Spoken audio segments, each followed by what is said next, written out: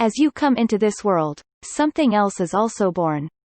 Large cogwheels turn. We journey around a large stone building with leaded windows, narrow corridors, spiral staircases up tall towers, grills covering sets of large cogwheels set into the stonework, and every few yards screens hang on the walls, full of static. Doctor, you begin your life, and it begins a journey towards you. It moves slowly, but it never stops. Wherever you go, whatever path you take, it will follow. Never faster, never slower, always coming. You will run. It will walk. You will rest. It will not. One day, you will linger in the same place too long. You will sit too still or sleep too deep, and when, too late, you rise to go, you will notice a second shadow next to yours. Your life will then be over. Teleport chamber room. In a large room containing a teleport, note not a transmat, chamber and its separate control console, a blackened hand reaches for a lever, squeezes the grip to release it, and pulls. The owner of the hand gasps and falls, cogs turn, and the hand turns to dust. Light fills the teleport chamber and the doctor appears, coughing and gasping. The machinery slows and stops. He opens the curved perspex door of the teleport chamber and steps out, closing it behind him. He remembers the moment the quantum shade raven entered Clara's body, then scoops a handful of sand from the floor and lets it trickle through his fingers. Doctor, if you think because she is dead, I am weak, then you understand very little. If you were any part of killing her, and you're not afraid, then you understand nothing at all. So, for your own sake, understand this. I am the doctor. I'm coming to find you, and I will never, ever stop. Tower. The doctor cautiously leaves the room and goes anti-clockwise along a curved corridor with deep square openings cut in the outer wall to admit light.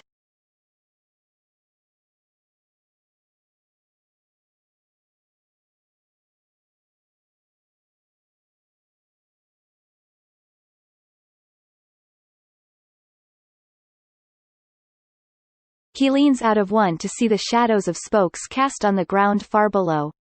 Then he looks up at the outside of a tall tower. Doctor, the equipment in that room is consistent with an augmented ultra-long-range teleport. So, I'm not more than a single light year from where I was, and I'm in the same time zone. He looks up out of another opening at the sky, then across a courtyard at more towers. Then he starts to walk back clockwise. Doctor, when the sun sets, I'll be able to establish an exact position by the stars.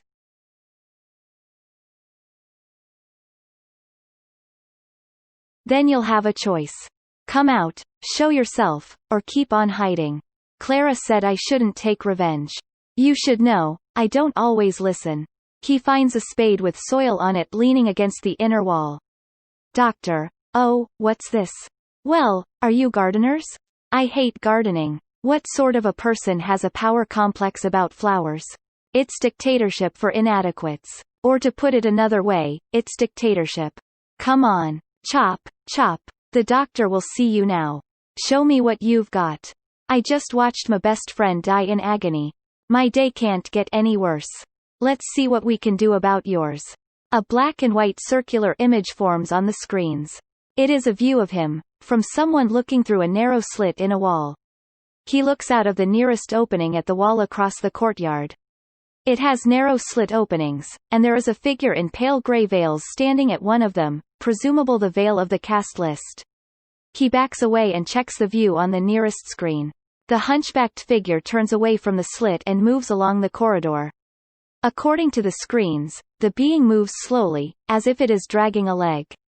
Each step is a thump, and they get closer. The doctor wafts away a fly, then retreats from the approaching sounds. He runs down a narrow corridor to a wooden door, but it is locked. He is about to run back, but the being is at the other end of the bridge. Doctor, I know you. I've seen you before. He runs back to the door and puts both hands on it. Doctor, I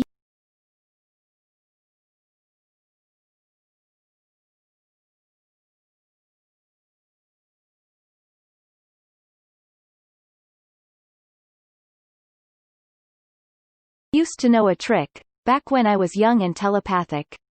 Clearly, you can't make an actual psychic link with a door, for one very obvious reason. They're notoriously cross. I mean, imagine life as a door. People keep pushing past you. All of that knocking, but it's never for you. And you get locked up every night, so if you're just a little bit nice. The door unlocks. Doctor, see, Clara. Still got it. He opens the door to reveal a solid wall just a pace behind it. The veil has almost arrived. Doctor, but I can't actually see a way out of this. I've finally run out of corridor. There's a life summed up. Oh, now this is new. I'm scared. I just realized that I'm actually scared of dying. The veil has arrived, and is just reaching out with its four-fingered hands, when it stops dead, with a clang. Doctor, something I said? What did I say? Even the veil's attendant flies are frozen in the air. He flicks one away. Doctor, why did you stop? There is a loud cracking and rumbling of cogs. He looks out of an opening to see a sections of the walls rotating in opposite directions, with the uppermost faster than the lower ones, rather like the upper section of the TARDIS time rotor does nowadays. The obstructing wall moves aside and he runs into the revealed room. Bedroom. The cogs stop. The doctor tests the springs in the bed, then picks one of the stems of hemerocallis from a vase by the window and sniffs it. Then he sees a portrait hanging over the fireplace. Its paint and varnish old and cracked and peeling. It is, of course, a painting of Clara Oswald. He picks up a jeweler's eyeglass that is conveniently by the frame and examines the state of the oils, not noticing that the screen in the room shows him examining the painting.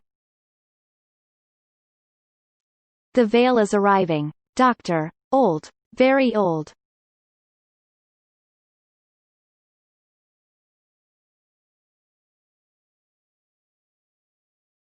Possibly very, very old.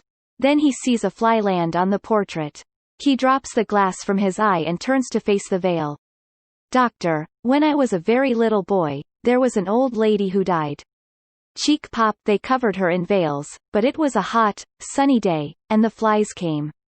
It gave me nightmares for years. So, who's been stealing my nightmares? He plucks petals from the flowers. Doctor, what am I here for? You've known about me for a very long time, right? He puts the eyeglass back in and dodges around to see if the veil can actually see him. Doctor, so, what is it? Is it a trap? Is it a prison? No. Is it a torture chamber? Am I right? Somebody really should know better. Anyone who can put all of this together and steal my bad dreams, they should know better. He lets the jeweler's eyeglass fall to the floor with a metallic clatter. Doctor, the secrets I have? No chance. No telling, not me. He ducks under the veiled being's arms and grabs a wooden stool to fend it off. Doctor, I told you I was scared of dying. And I wasn't lying either. Advantage, me. He throws the stool through a leaded window. The wind is blowing. Doctor, because you won't see this coming. The doctor dives through the broken window. TARDIS. And bursts in through the doors. He goes to the console, pushing the scanner screen aside and working controls. We get intercut shots of him plummeting ever downwards. Doctor, sorry I'm late. Jumped out of a window. Certain death. Don't you want to know how I survived? Go on. Ask me. No, of course I had to jump. The first rule of being interrogated is that you are the only irreplaceable person in the torture chamber. The room is yours, so work it. If they're going to threaten you with death, show them who's boss. Die faster. And you've seen me do that more often than most. Isn't that right, Clara? Rule 1 of dying, don't. Rule 2, slow down. The doctor slows to almost no movement in mid-fall. There is a figure in the TARDIS with her back to him. Doctor, you've got the rest of your life. The faster you think, the slower it will pass. Concentrate. Assume you're going to survive. Always assume that. Imagine you've already survived. There's a storm room in your mind. Lock the door and think. This is my storm room. I always imagine that I'm back in my TARDIS, showing off, telling you how I escaped, making you laugh. That's what I'm doing right now. I am falling, Clara. I'm dying. And I am going to explain to you how I survived. I can't wait to hear what I say. I'm nothing without an audience. One hope. Salt. The stool smashes the window. Doctor, thought I smelled it earlier. When I broke the window, I was sure. Salty air. This castle is standing in the sea. A schematic is on the scanner. Doctor, diving into water from a great height is no guarantee of survival. I need to know exactly how far I'm going to fall, and how fast. Calculations are scrolling up the scanner as the top of the time rotor turns. Doctor, why do you think I threw the stool? Breaking glass, fall time to impact, splash, 7 seconds. Doctor, bedroom. Because you won't see this coming. Doctor, the wind resistance of the stool, the atmospheric density, the petals falling, the strength of the local gravity. The fall of the jeweler's glass. Am I spoiling the magic? I work at this stuff, you know.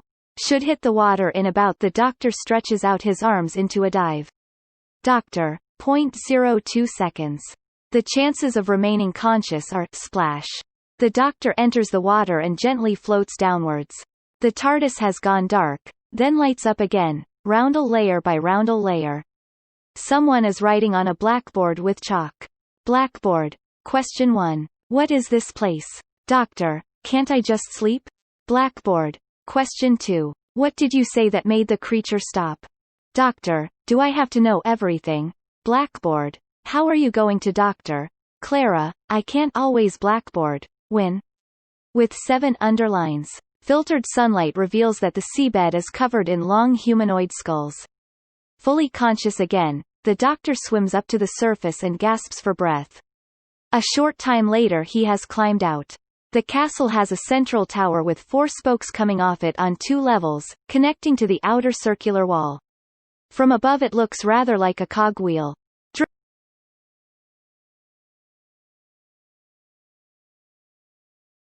Dripping wet, he walks up a staircase into a room with a roaring log fire.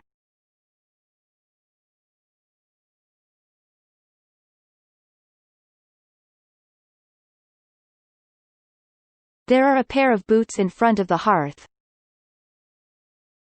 and trousers, jacket, waistcoat, shirt all on a wooden clothes horse to the side. The doctor warms himself briefly, then compares the cuff buttons on the dry jacket with his own. They are identical. He exchanges his wet clothes for the dry ones. After a brief pause he puts his wet garments back exactly where he found the dry ones.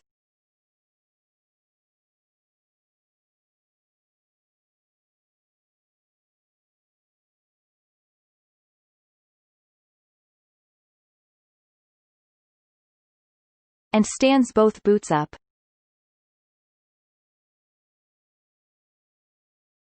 From the drying room, he walks through the great hall of Caerphilly Castle, with a dining table set for one in the middle and on into a storeroom. This storeroom with a hexagon-shaped hole in the flagstones, and chalked arrows pointing in towards each side.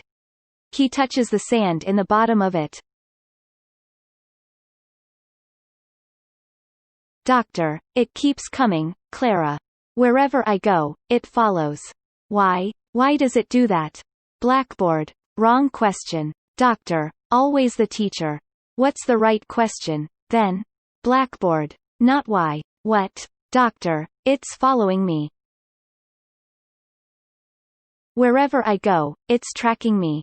Slowly though. Scary lurching. Scary. These screens, everywhere. It's showing me exactly where it is all the time, how far it's got.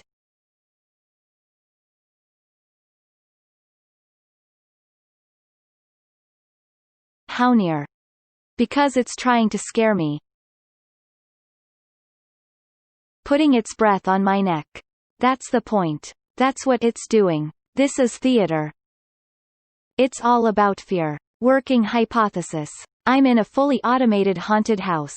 A mechanical maze. A copper pan hanging up rattles. Doctor, it's a killer puzzle box designed to scare me to death, and I'm trapped inside it. Laughs. Must be Christmas. Heavy doors open somewhere. The doctor walks out into a dark corridor. Water drips somewhere.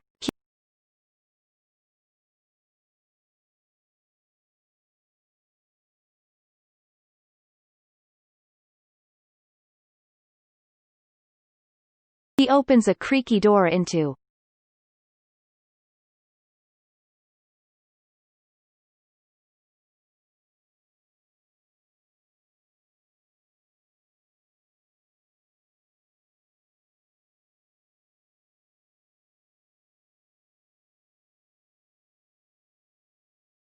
Garden. The trees and shrubs look nearly dead in the near-permanent shade of the tiny inner courtyard.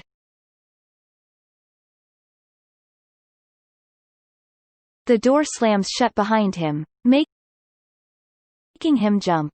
A bell is ringing somewhere. The garden is laid out with a cogwheel design to the paths.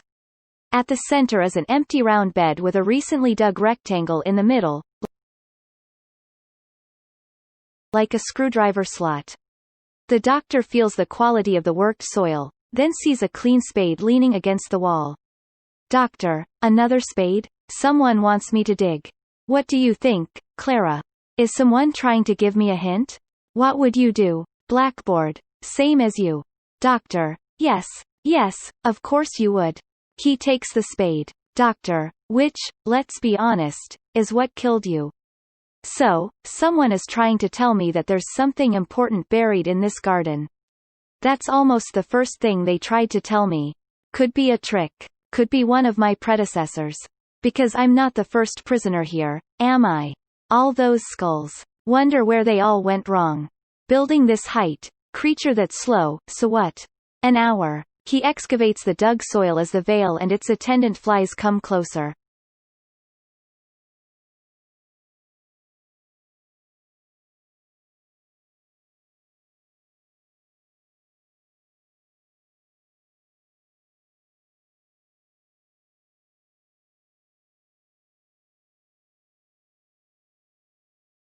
When one buzzes his face, he runs to a window to check the screen inside.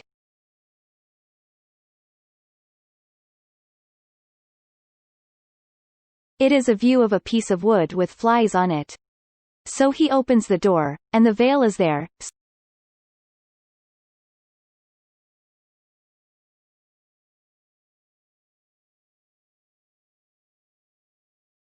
screeching at him.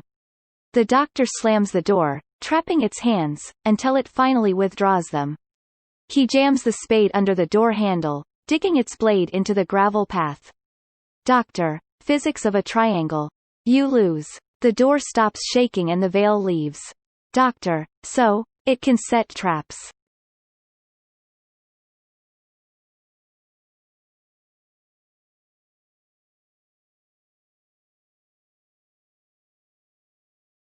That's okay. I'm good at traps.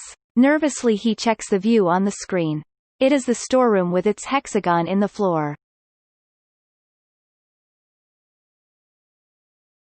Doctor, so, where are you off to? Only one way in and one way out. Well, seeing as you're going. He retrieves the spade, jumps back into the hole and carries on digging. As night falls and crickets chirp, he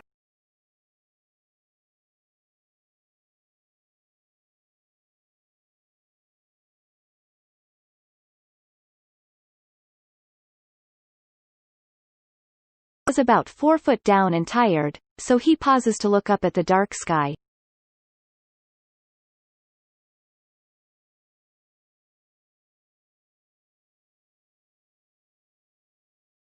Doctor, no, that's not right. The spade hits something. Sounds like stone by the scrape.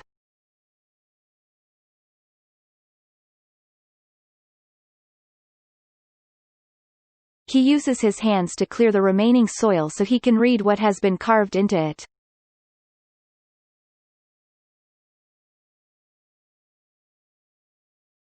I am. He recalls the hexagon. Flies start to buzz as he uncovers.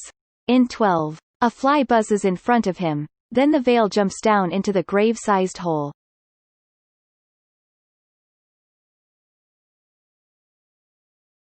The doctor falls backwards as it reaches for him. TARDIS. Doctor. Well, that was another close one. Or it will have been, once I've been and gone and got myself out of it. So, how am I going to do that? Come on, teacher, ask me questions. The back of the woman moves aside to reveal what she has written on the blackboard. Blackboard. Tell no lies.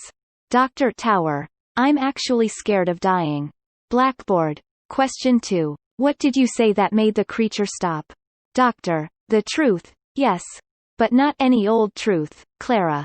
This whole place is designed to terrify me. I'm being interrogated. It's not just truth it wants. That's not enough. It's confession. I have to tell truths I've never told before. That's the only thing that stops it. You see, the problem is, Clara, there are truths that I can never tell. Not for anything. But I'm scared and I'm alone. Alone, and very, very scared. He sits on the steps to the gallery.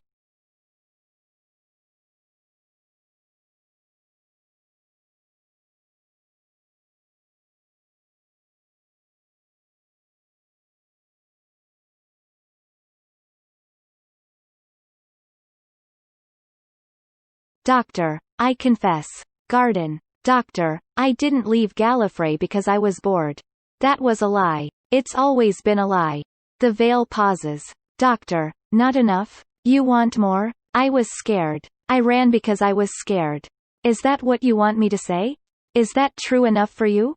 The veil withdraws its hand. The castle rumbles. The doctor climbs out of the grave to see the various floors rotating in opposite directions again. He runs inside, then through to the wall on the outside of the castle.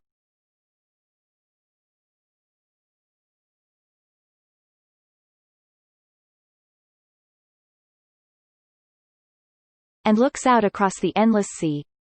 A pair of skulls are dislodged from the seabed and float to the surface.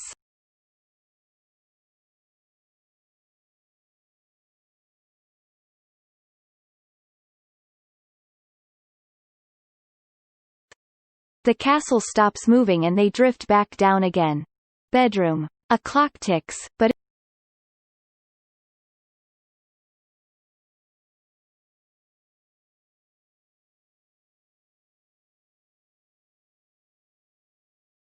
it is actually the doctor tapping a finger against the arm of his chair. Doctor: It's funny, the day you lose someone isn't the worst. At least you've got something to do. It's all the days they stay dead. The flies arrive.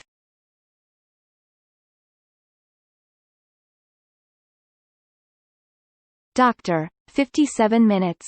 He gets up and leaves just ahead of the veil's arrival. Tapping the banister of a big staircase. Doctor: This is how my world works, Clara. I tick off the seconds as they pass. My life is a countdown. A door thuds. He runs down and through a long gallery to another big room. Doctor: If I draw the creature to one extreme of the castle, and I run to the other extreme, I can earn myself a maximum of 82 minutes. 82 minutes to eat, sleep and work. My work is finding room 12. He goes through door 46. The castle wants me to. It's luring me. He checks his notebook. The numbering is a bit confused, backs away from door 7, as if the rooms are all jumbled up. Maybe they move around. I saw the whole castle move, when I made the creature stop. Back in the garden, the grave is filled in again. Doctor: Every room, if I leave it long enough, reverts to its condition at the moment I arrive. It tidies up after itself. The flowers are in the bedroom vase, intact. He remembers plucking the petals. Doctor: Automated room service. He has a meal in the Great Hall, soup served in a pewter dish, which he eats with a pewter spoon. A metal goblet and a plate of bread rolls are also on the fabric placemat. Doctor: I think this whole place is inside a closed energy loop, constantly recycling. Or maybe I'm in hell? That's okay. I'm not scared of hell. It's just heaven for bad people. But how long will I have to be here? Forever. He lets the spoon drop. From a corridor above the Great Hall he sees the veil near the table. Doctor: It's always coming. Always closer. The countdown never stops. But the countdown to what? Teleport chamber room. Doctor: There are two events in everybody's life that nobody remembers. Two moments experienced by every living thing, yet no one remembers anything about them. Nobody remembers being born and nobody remembers dying. He finds a skull with power leads attached to its temples on the floor by the control console, and picks it up. Alas, poor Yorick. Doctor: Is that why we always stare into the eye sockets of a skull? He removes the power leads and stands. Doctor, because we're asking, what was it like? Does it hurt? Are you still scared? He sees a word written in the sand or dust. Doctor, bird. What's bird got to do with it? Are there birds here? The cogs start turning and the word disappears. A piece of wall slides away to reveal the entrance to a spiral staircase. Tower. The Doctor climbs the steps to the battlements at the top of the tower,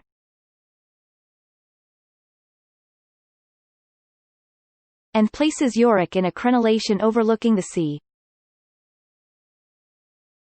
Doctor, there's something I'm missing, Clara, and I think it's something terrible. He looks up at the stars.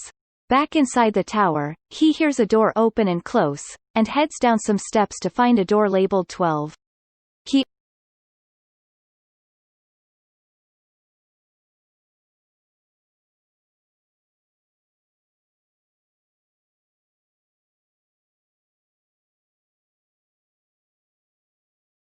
opens it,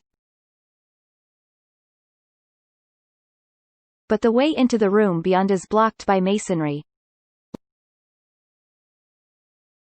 Light streams through the gap on the left-hand side.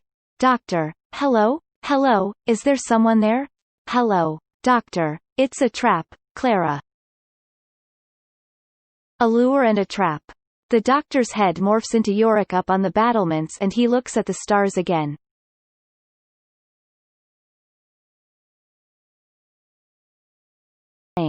A game everybody else has lost. I know how to move that wall, Clara, so long as I don't run out of confessions. But what I really want to know is Dale leaves and the castle reconfigures.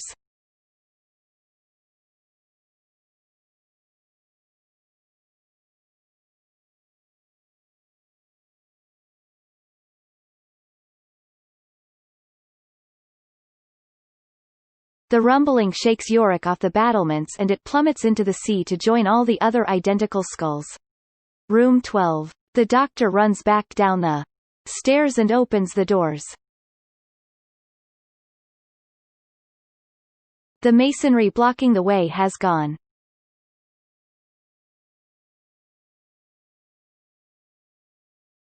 As he enters, he slaps his fingers against his palm to count the seconds.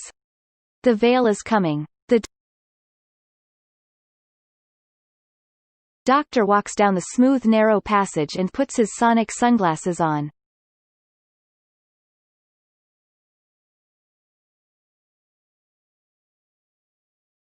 He takes them off when he reaches the wall of crystal at the far end with the word home carved in it.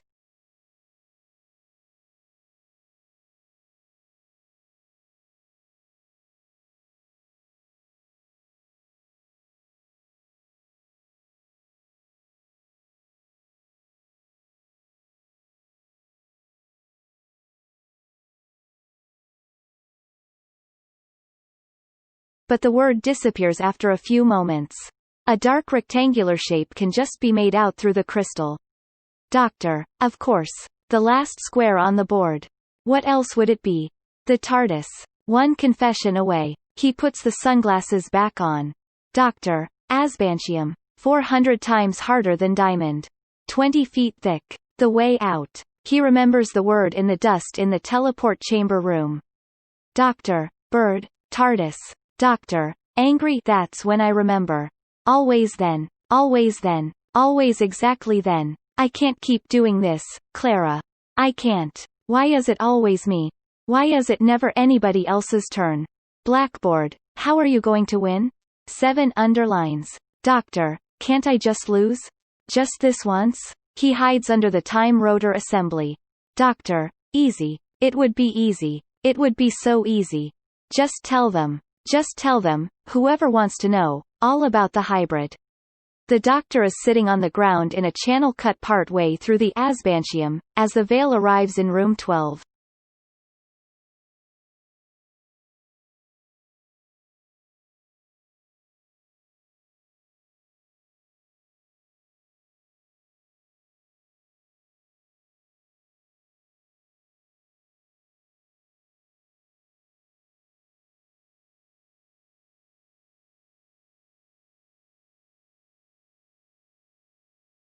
In the TARDIS, in his head, he comes out and runs around the console room.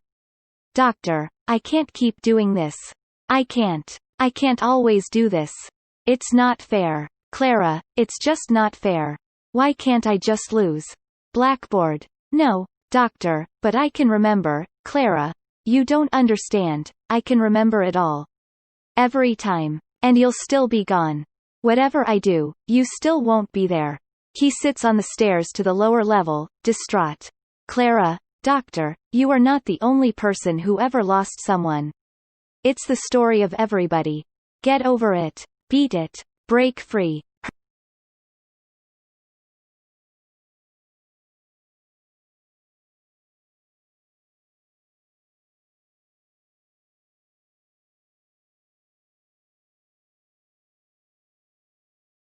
Her hand touches his cheek. Clara, doctor, it's time. Get up, off your ass, and win. Room 12. The doctor stands to face the veil as it enters the room.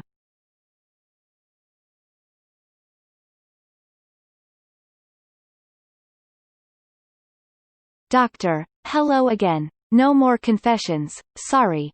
But I will tell you the truth. The doctor punches the asbantium wall, and cries out in pain. Doctor, the hybrid is a very dangerous secret. A very, very dangerous secret, and it needs to be kept. Another punch, another cry of pain. Doctor, so I'm telling you nothing. Nothing at all. Instead, I'm going to do something far worse. Punch, arg. I'm going to get out of here, and find whoever put me here in the first place.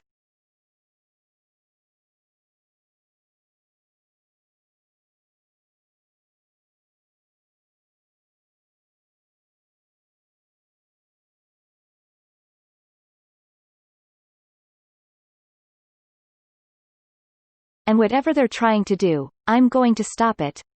Punch, arg. The doctor doubles over in pain. Doctor, but it might take me a little while, so do you want me to tell you a story?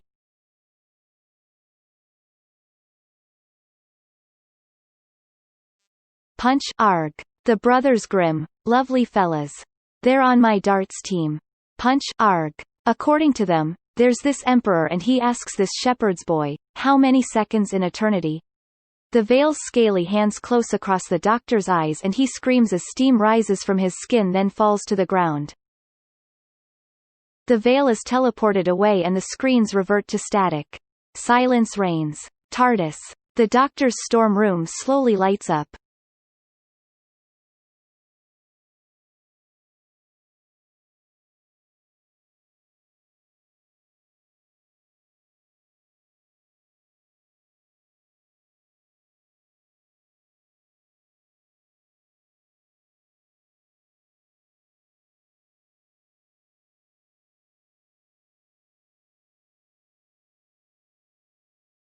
Doctor, people always get it wrong with Time Lords. We take forever to die. Even if we're too injured to regenerate, every cell in our bodies keeps trying. Dying properly can take days. That's why we like to die among our own kind. They know not to bury us early. The mortally injured doctor drags himself up a spiral staircase. Doctor, I think, in my current condition, it'll take me about a day and a half to reach the top of the tower. I think, if I'm lucky, I have a day and a half. The doctor drags himself along a corridor, leaving smears of blood behind. Doctor, I have to do this, Clara. It's the only way. I have to be strong. I should have known from the very beginning. Of course. The portrait of you, the creature from my own nightmares. This place is my own bespoke torture chamber, intended for me only. And all those skulls in the water. How could there be other prisoners in my hell? The answer, of course, is there never were any other prisoners. And the stars, they weren't in the wrong place, and I haven't time traveled. He collapses onto the floor of the TARDIS as he actually reaches the teleport chamber room.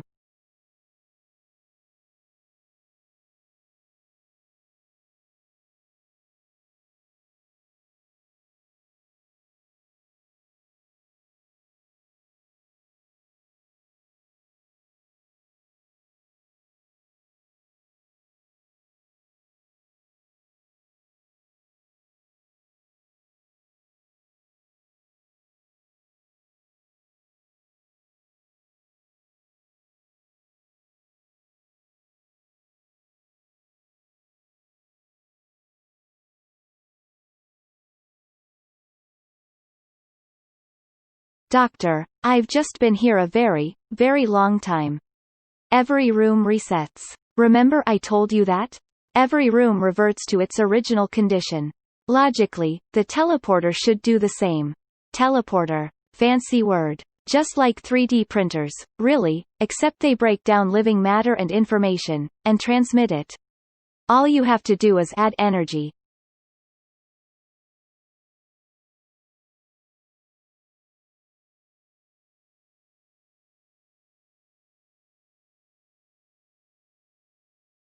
The room has reset, returned to its original condition when I arrived. That means there's a copy of me still in the hard drive. Me, exactly as I was, when I first got here, 7,000 years ago. All I have to find is some energy. He picks up the power cables and attaches them to his temples.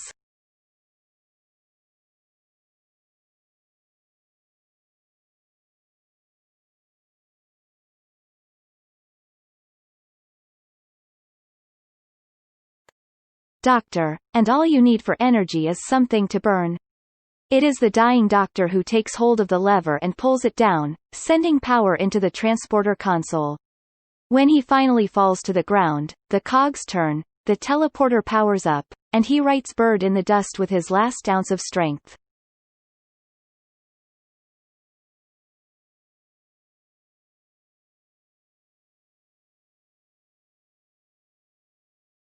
Doctor, how long can I keep doing this?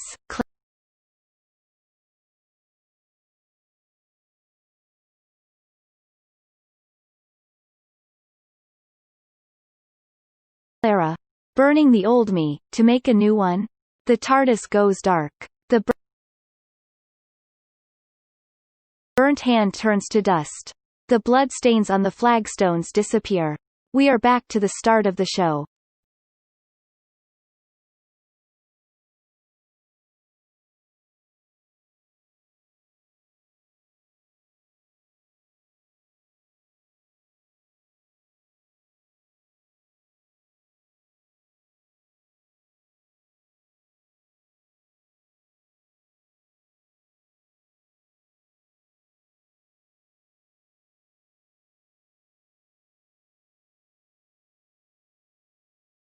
Teleport chamber room. The doctor gasps and coughs in the teleport chamber. The cogs stop turning and he gets out, closing the door behind him before scooping up dust and letting it run through his fingers. Doctor, if you think because she's dead, I am weak, then you understand very little. If you were any part of killing her and you're not afraid, then you understand nothing at all. So, for your own sake, understand this. I'm the doctor. I'm coming to find you, and I will never, ever stop. After he leaves the room, the camera sweeps across the word "bird" to the skull with power leads attached. Then the doctor is throwing the stool through the window. Doctor, bedroom. Because you won't see this coming. He dives into the sea and sees all the skulls. He exchanges his wet clothes for the dry set and excavates the grave again. He picks up Yorick and ends up on the top of the tower with the veil behind him. Doctor, if I didn't know better, I'd say I've traveled 7,000 years into the future. Yorick falls into the sea. The doctor opens the door to room 12 and punches a few more molecules off the Asbantium wall. Doctor, how many seconds in eternity? He crawls back to the teleport to do it all again. Dr. Tower, if I didn't know better, I'd say I've traveled 12,000 years into the future. Doctor, room 12.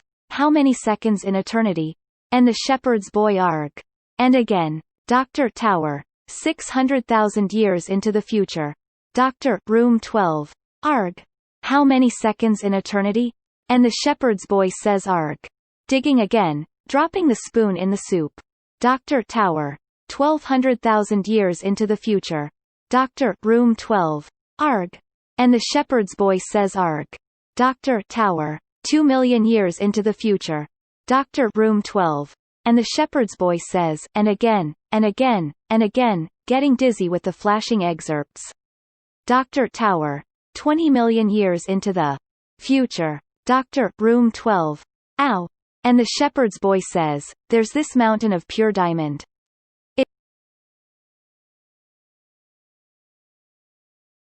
It takes an hour to climb it, and an hour to go around it. Even faster flashes of scenes. Dr. Tower. 52 million years. Dr. Room 12. Every 100 years, a little bird comes and sharpens its beak on the Diamond Mountain.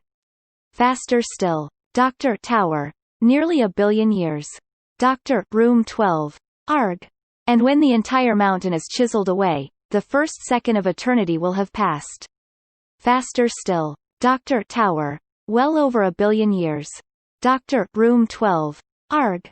You must think that's a hell of a long time, more and more. Dr. Tower. 2 billion years. Dr. Room 12. Personally, I think that's a hell of a again. Room 12. The doctor charges the remaining layer of crystal at the end of the 20-foot tunnel. Dr. Arg. The asbantium finally gives way.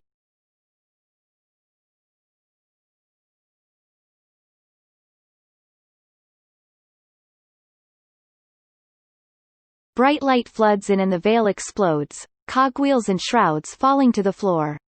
Doctor. Personally, I think that's a hell of a bird.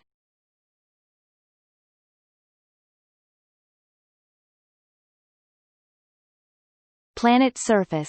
The doctor walks out of the portal created by the hole in the asbantium onto a dry planet with a golden sky. The portal closes and a small round metal object falls to the ground. The doctor picks up a miniature of the castle surrounded by blue water. Brass cogwheels fill the space and then an engraved cover closes over it. It is his confession dial. A small boy runs up to him.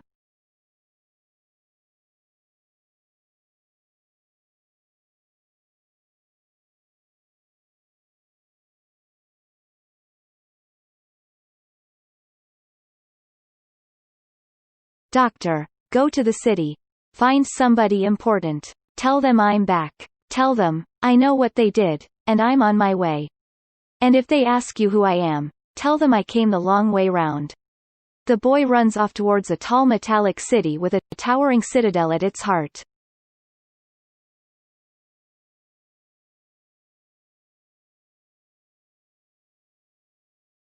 The doctor speaks to his confession dial.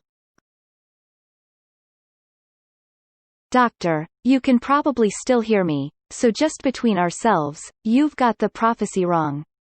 The hybrid is not half Dalek. Nothing is half Dalek. The Daleks would never allow that. The hybrid destined to conquer Gallifrey and stand in its ruins. The doctor dons his sonic sunglasses. Is me.